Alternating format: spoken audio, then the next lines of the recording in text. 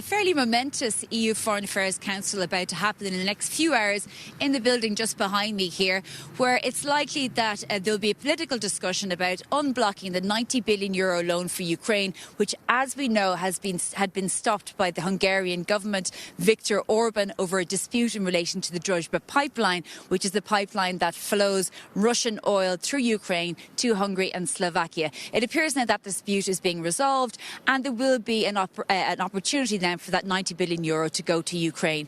But even more so for this Foreign Affairs Council, it's the first time it's happening since the Hungarian elections.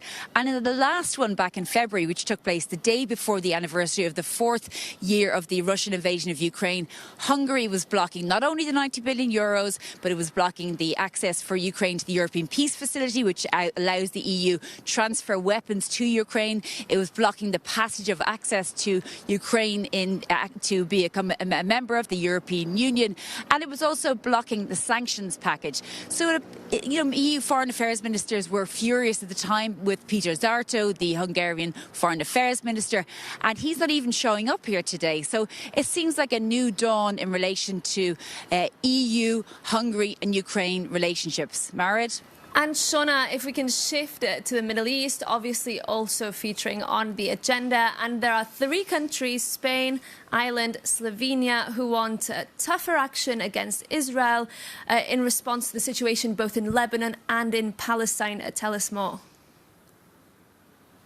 That's right. A letter emerged from those 3 countries at the weekend calling for a stronger discussion within the Foreign Affairs Council about taking action against Israel for what it says are breaches of the Israel-EU Association Agreement.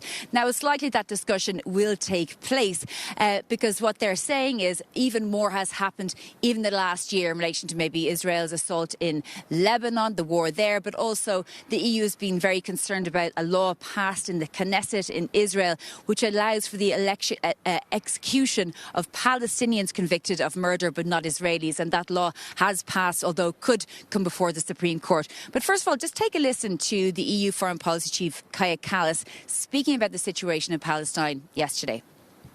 We can and must do more to ensure respect for human rights and accountability, to protect the Palestinian people and to put the 2-state solution solidly on the table again. And this is the only way that both the Palestinians and Israelis can live in safety, dignity and peace. EU Foreign Affairs Policy Chief Kaja Kallas speaking about the situation in Palestine, saying the EU needs to do more.